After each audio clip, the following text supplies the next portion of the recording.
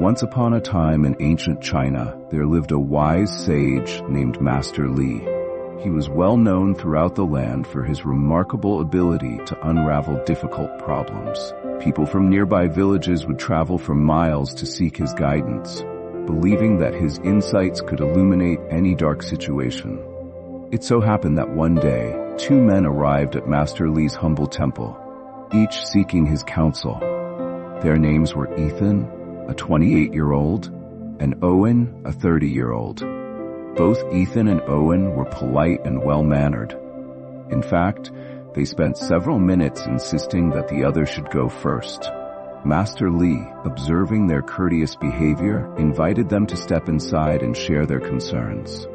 After a brief discussion, Ethan and Owen realized that their questions were, in essence, identical. They worked for different employers, but both felt disrespected at work. Their superiors frequently pushed them around, never acknowledging their efforts or talents. Since their problems were nearly the same, Ethan and Owen agreed to ask Master Li for advice at the same time. Bowing respectfully, Ethan said, "Master Li, we are both low-level employees who feel mistreated. We get no respect, and it's as if our opinions don't matter. Our employers push us around constantly, and we're at our wits' end. Should we quit our jobs?" Owen nodded in agreement. "Yes, Master Li," he said.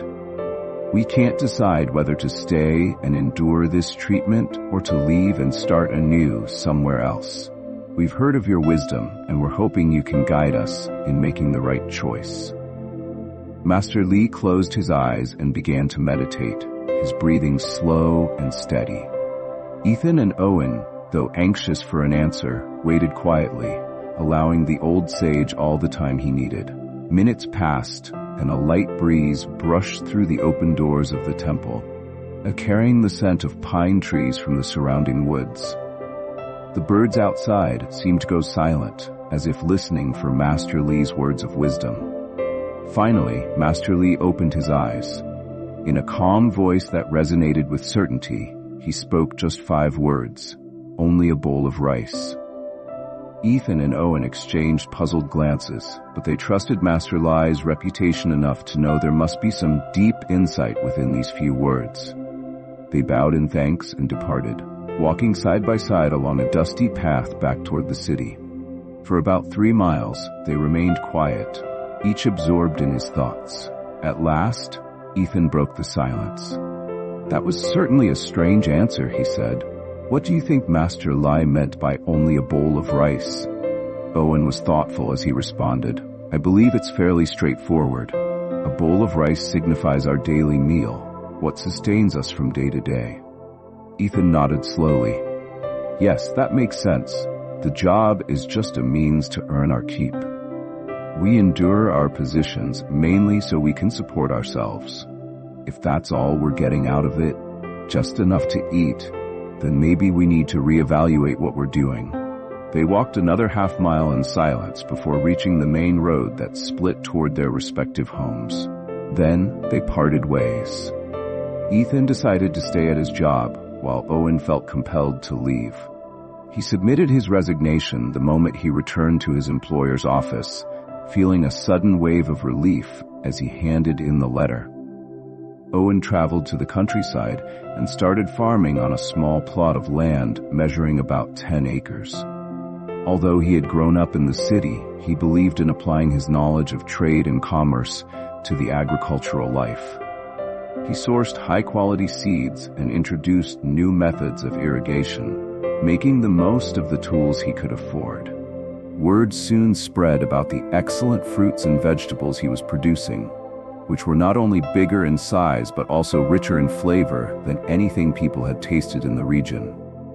Owen worked tirelessly in the fields from dawn until dusk, measuring out fertilizer by the pound, installing wooden posts for vine support, and ensuring his crops were protected from pests.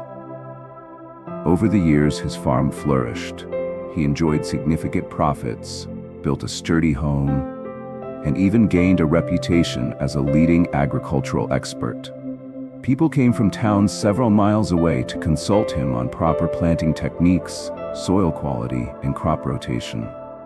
Meanwhile, Ethan continued at his workplace. Instead of seeing his job as a prison, he remembered Master Lee's words, "Only a bowl of rice," and it changed his perspective. He resolved not to take the abuse from his superiors personally. The negative remarks and disrespect no longer weighed him down. With this newfound mindset, he tackled tasks that others avoided, sometimes staying late into the night to complete challenging projects. Over time, his diligence and resilience caught the attention of higher-level managers. Little by little, Ethan was promoted, first to a supervisory role, then to an assistant manager position, and eventually to a full manager role. By his early 30s, he was overseeing multiple departments and enjoying a salary that was more than comfortable for the region. Colleagues began to respect him for his calm demeanor under pressure and his ability to lead with fairness. Years went by, and fate arranged for Owen and Ethan to meet again by chance. Both men had grown wiser with time. Their hair had a few more streaks of silver, and their eyes shone with the self-assurance that comes from hard-earned success. The former co-workers greeted each other warmly, and over a hearty meal at a roadside inn, caught up on everything that had happened since their last meeting at Master Lee's temple.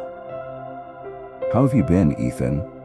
asked Owen, smiling as he sipped tea. "I heard you're a manager now, and quite a successful one at that." Ethan grinned. "Things are going well indeed," he replied. "I'm glad you're thriving as a farmer. Word of your produce has reached the city. I've heard that many local restaurants are lining up to buy your crops."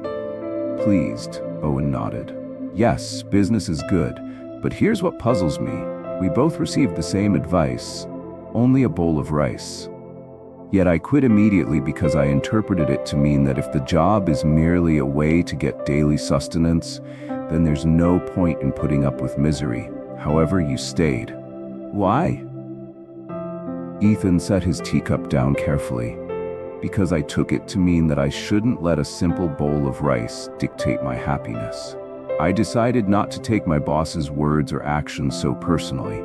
By detaching myself from their negativity, I actually found freedom within my job. So, of course, I stayed, and it turned out to be the right path for me." The two men shook their heads, realizing how differently they had acted on the same words, yet both had achieved wealth and contentment. They felt an urge to revisit Master Lee and ask him for further clarification. Early the next morning, they set out on a 5-mile journey to the temple, once again seeking wisdom from the old sage who had changed their lives. Upon reaching the temple, they found Master Lee in the courtyard, calmly raking the gravel in careful patterns. Bowing respectfully, Ethan explained the reason for their visit. "Master Lee," he began, "we have both prospered, but we are unsure whose interpretation of your original words was correct. After all these years, we still wonder which path you meant for us to take." Owen added, "Yes, Master Lee, please give us more insight. We've each followed a different road. We're successful and happy, but we can't help feeling there must be a deeper meaning to what you said." Master Lee gazed at them silently for a moment, then closed his eyes in meditation once more. The two men waited patiently, recalling how they had stood in this very spot years before. The sun climbed higher in the sky, its warm rays lighting up the courtyard. They could hear the faint sound of a bamboo water clock dripping in the background, marking the slow passage of time. Finally, Master Lee opened his eyes. As before, he spoke 5 words, only a difference of thought. Ethan and Owen exchanged another puzzled look. However, they soon realized the wisdom in Master Lee's answer. The sage was pointing out that each man had found success in his own way because of his unique mindset and decision-making process. Their different perspectives on only a bowl of rice led them down separate paths, yet both arrived at the same destination: fulfillment, prosperity, and contentment. Master Lee then smiled gently and continued, "Every person has a special calling, something at which they can truly excel. Do not follow another's path if it does not align with your own gifts and passions. The moment you discover what you're meant to do and commit to doing it, success, wealth, and happiness will naturally follow.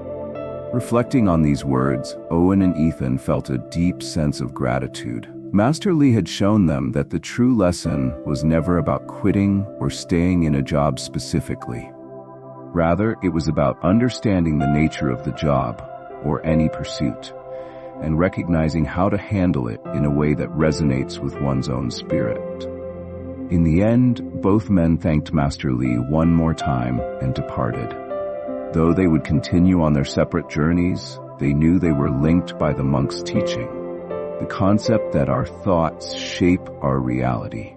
And indeed, each man would go on living a life guided by passion rather than circumstance. If we pause to look at our own lives, we may see a reflection of Ethan and Owen's predicament. We each have different roads to travel, influenced by our own unique passions, interests, and perspectives. Just as Ethan found fulfillment in rising through the ranks by changing his mindset, and Owen found happiness by leaving and starting a farm, we too can find our calling if we listen closely to our inner voice. So remember, only a difference of thought. Take a moment to discover what ignites your passion. Don't chase someone else's dream or measure your success by someone else's standards. When you align your life with what you truly enjoy, when you follow the work or pursuit resonates with your own gifts, you will find success, wealth, and happiness in due time. That, as Master Lee would say, is the real bowl of rice, not just your daily meal, but the nourishment of your entire being.